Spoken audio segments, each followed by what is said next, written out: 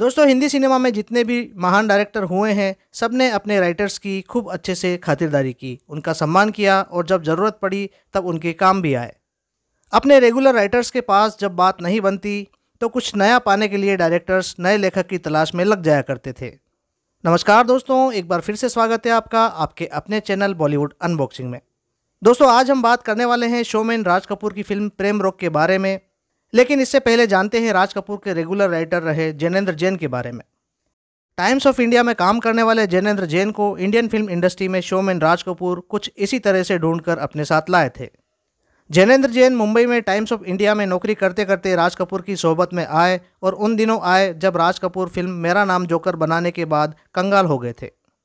जैनेंद्र जैन के लिखे डायलॉग को फिल्म बॉबी में राज कपूर ने काफ़ी पसंद भी किया और इसी फिल्म से आर के स्टूडियो की किस्मत फिर से बदली। इस फिल्म के बाद जैनेंद्र जैन ने राज कपूर के साथ सत्यम शिवम सुंदरम में भी काम किया। साल 1982 में रिलीज राज कपूर की फिल्म प्रेम रोग के डायलॉग भी जैनेंद्र जैन ने ही लिखे थे।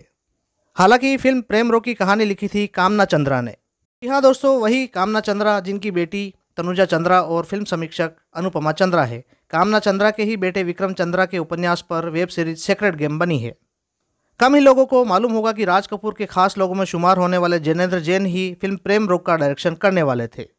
लेकिन जब फिल्म की स्टोरी, डायलॉग और स्क्रीन प्ले तीनों राज कपूर के सामने आए तो राज कपूर ने खुद इस फिल्म को डायरेक्ट करने का फैसला कर लिया। हालांकि राज कपूर के इस फैसले से जैनेंद्र जैन काफ़ी दुखी हो गए, लेकिन उन्होंने कभी पब्लिकली इस चीज़ के बारे में किसी से कुछ भी नहीं कहा। बाद में आर के स्टूडियो की फिल्मों हिना और प्रेम ग्रंथ के लिए भी उन्होंने काम किया, लेकिन प्रेम रोग का डायरेक्शन न मिलने से वे इतना व्यथित हो गए कि उन्होंने इस फिल्म प्रेम रोग की रिलीज़ के ठीक बाद खुद की फिल्म शुरू कर दी।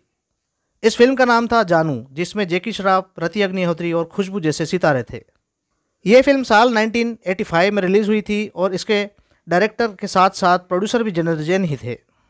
लेकिन यह फिल्म चल नहीं पाई। यह फिल्म जानू एज ए डायरेक्टर और प्रोड्यूसर जैनेंद्र जैन की आखिरी फिल्म रही थी। वैसे जैनेंद्र जैन इंडस्ट्री में 2009 तक सक्रिय रहे थे।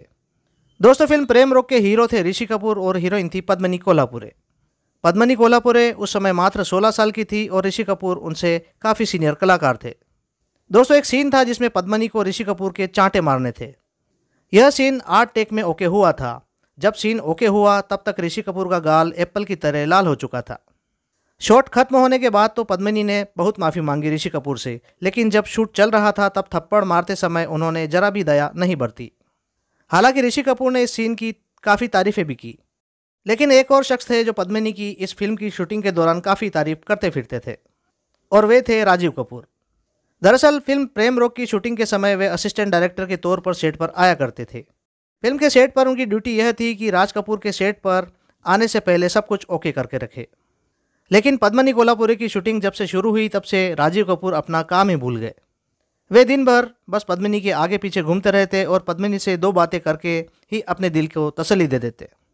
2-4 दिन तो राज कपूर को समझ नहीं आया कि लड़के को हुआ क्या है, क्यों यह बहकी बहकी बातें कर रहा है और क्यों उसका सारा काम अस्त व्यस्त रहता है। उस समय राज कपूर साहब फिल्म के गाने भंवरे ने खिलाया फूल फूल की शूटिंग कर रहे थे। किसी ने उनसे यह कह दिया कि फिल्म के गाने की छोड़ो, यहाँ जो भंवरा फूल खिलाने की दिन रात मेहनत कर रहा है वह उनका छोटा बेटा है, वो है राजीव कपूर। हालांकि राज कपूर साहब को गुस्सा कम ही आता था, लेकिन उस दिन राजीव कपूर की शायद किस्मत ही खराब थी। पद्मिनी कोल्हापुरे के साथ राज कपूर ने जैसे ही राजीव कपूर को देखा तो वहीं उनकी तगड़ी वाली क्लास लगा दी। इसी तरह का किस्सा एक बार फिर बाद में सामने आया फिल्म राम तेरी गंगा मैली के समय। यह किस्सा था राजीव कपूर और मंदाकिनी का। उसका जिक्र और किसी दिन और किसी वीडियो में। दोस्तों, फिल्म प्रेम रोग में राज कपूर के 2 और असिस्टेंट डायरेक्टर आगे चलकर बड़े डायरेक्टर बने। इनमें से एक थे कुक्कू कोहली, जिन्होंने अजय देवगन और मधु को लेकर फिल्म फूल और कांटे बनाई थी, और दूसरे थे अनीस बज्मी। अनीस बज्मी ने फिल्म प्रेम रोग में क्लेब बॉय का काम किया था। जबकि आज की तारीख में Anees Bazmee Indian film industry में कॉमेडी फिल्मों का पर्याय बने हुए हैं। दोस्तों, आर के स्टूडियो के बनने के 30 साल बाद फिल्म प्रेम रोग पहला ऐसा मौका रहा जब शम्मी कपूर ने इस स्टूडियो की फिल्म में और राज कपूर के डायरेक्शन में काम किया। फिल्म में ऋषि रोल में एक्ट्रेस सुषमा शेठ डायरेक्टर्स को इतना पसंद आई कि उन्होंने ऋषि कपूर के लिए किरदार आगे चलकर नगीना, दीवाना, बोल राधा बोल, चांदनी और बड़े घर की बेटी जैसी फिल्मों में भी किया। फिल्म प्रेम रोग ऋषि कपूर और पद्मिनी कोल्हापुरी की साथ की गई दूसरी फिल्म थी। इससे पहले दोनों नासिर हुसैन की फिल्म जमाने को दिखाना है में एक साथ काम कर चुके थे, जो कि साल 1981 में रिलीज़ हुई थी। फिल्म ज़माने को दिखाना है कोई अच्छा बिजनेस नहीं कर पाई थी और इसी कारण से राज कपूर को फिल्म प्रेम रोग को कुछ कम प्राइस में डिस्ट्रीब्यूटर्स को बेचना पड़ा था। दोस्तों, फिल्म प्रेम रोग जानी जाती है इसके सब्जेक्ट और इस फिल्म के गानों को लेकर।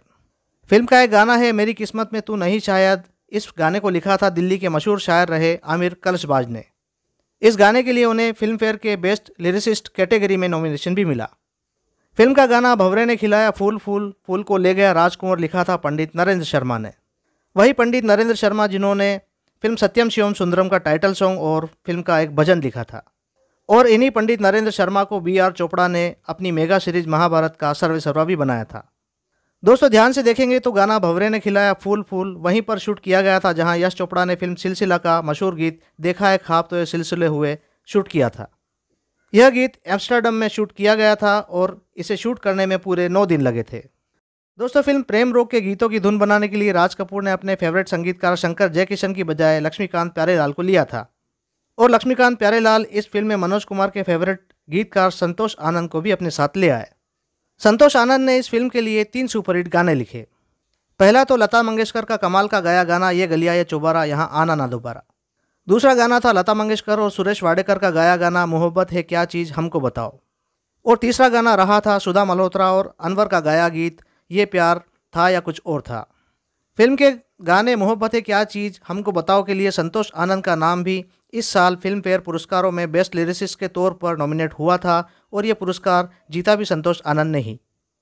ये गीतकार संतोष आनंद का दूसरा फिल्म फेयर पुरस्कार था। इससे पहले वे मनोज कुमार की फिल्म रोटी कपड़ा और मकान के गाने मैं ना भूलूंगा के लिए पुरस्कार जीत चुके थे।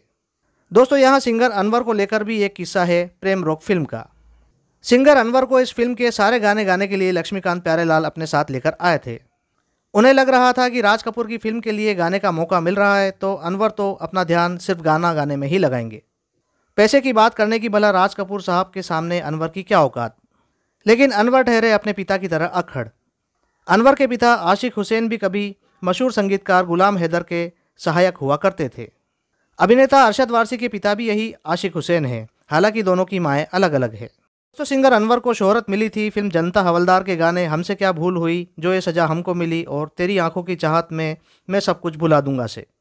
अनवर का नाम बढ़ा तो उनका गुमान भी बढ़ा और एक दिन उन्होंने फिल्म प्रेम रोग में गाना गाने के लिए राज कपूर के सामने पर सॉन्ग 6,000 रुपये की पेशकश कर दी। पैसा देना राज कपूर साहब के लिए बड़ी बात नहीं थी, लेकिन कहते हैं कि अनवर ने जिस रुबाब से पैसा मांगा उससे राज कपूर नाखुश हो गए। बात ऋषि कपूर तक पहुंची तो उन्होंने एक फैसला यह ले डाला कि उन्होंने अनवर को फिल्म से बाहर कर दिया और लक्ष्मीकांत प्यारेलाल से कहा कि फिल्म के बाकी जो बचे गाने हैं वे सारे सुरेश वाडेकर ही गाएंगे। दोस्तों, संतोष आनंद के अलावा राज कपूर ने इस फिल्म के लिए बेस्ट डायरेक्टर, बेस्ट एडिटर और बेस्ट फिल्म के लिए फिल्म फेयर का अवार्ड भी जीता। पद्मिनी कोल्हापुरे को मिला इस फिल्म से साल का बेस्ट एक्ट्रेस का अवार्ड। फिल्म प्रेम रोग करते समय पद्मिनी केवल 16 साल की थी और जब ये पुरस्कार उन्हें मिला तब वे 17 साल की थी। यह भी एक रिकॉर्ड ही है। डिम्पल कपाड़िया ने भी फिल्म बॉबी के लिए 17 साल की उम्र में ही ये पुरस्कार जीता था, लेकिन उन्हें यह पुरस्कार फिल्म अभिमान के लिए जया भादुड़ी के साथ शेयर करना पड़ा था। बहुत कम लोगों को ही भरोसा था कि पद्मिनी इतनी कम उम्र में इतना कठिन विधवा वाला किरदार निभा पाएंगी, लेकिन राज कपूर को पद्मिनी की प्रतिभा पर पूरा भरोसा था। 4 साल पहले ही उन्होंने इस लड़की को जीनत अमान के बचपन के रोल में फिल्म सत्यम शिवम सुंदरम में डायरेक्ट किया था। फिल्म प्रेम रोग के अलावा पद्मिनी की इस साल फिल्म विधाता भी ब्लॉकबस्टर रही थी। इन दोनों फिल्मों की कामयाबी ने पद्मिनी कोल्हापुरे को हिंदी सिनेमा की टॉप एक्ट्रेस में लाकर खड़ा कर दिया था। पद्मिनी को अपने आप पर खूब भरोसा था और वह मुश्किल से मुश्किल सीन भी करने में हिचकिचाती नहीं थी। दोस्तों, फिल्म प्रेम रोग में अभिनेत्री नंदा ने पद्मिनी कोल्हापुरे की मां का रोल प्ले किया था। हालांकि इस रोल के लिए आशा पारेख को अप्रोच किया गया था, लेकिन आशा पारेख के मना कर देने के बाद नंदा की एंट्री इस रोल के लिए हुई थी। हालांकि सिमी ग्रेवाल को भी ये रोल ऑफर किया गया था, लेकिन सिमी मां का किरदार नहीं निभाना चाहती थी। यह दूसरी बार था जब नंदा पद्मिनी कोल्हापुरे की मां का रोल प्ले कर रही थी। पहली बार वे फिल्म आहिस्ता आहिस्ता में भी उनकी मां का रोल प्ले कर चुकी थी, जो कि साल 1981 में रिलीज़ हुई थी, और बाद में साल 1983 में आई फिल्म मजदूर में भी नंदा ने उनकी मां का रोल निभाया था। फिल्म आहिस्ता आहिस्ता में पद्मिनी कोल्हापुरे ने शशि कपूर के बेटे कुणाल कपूर के साथ स्क्रीन शेयर की थी और इस फिल्म में शम्मी कपूर भी दिखाई दिए थे। दोस्तों, फिल्म प्रेम रोग और सुल्तान अहमद की फिल्म धर्म कांटा एक ही दिन यानी 31 जुलाई के दिन रिलीज़ हुई थी और दोनों ही फिल्में दर्शकों को खूब पसंद आई थी। दोस्तों, आज के वीडियो में बस इतना ही। वीडियो में दी गई जानकारी अच्छी लगी हो तो वीडियो को लाइक करें और साथ साथ हमारे चैनल बॉलीवुड अनबॉक्सिंग को सब्सक्राइब जरूर करें। धन्यवाद।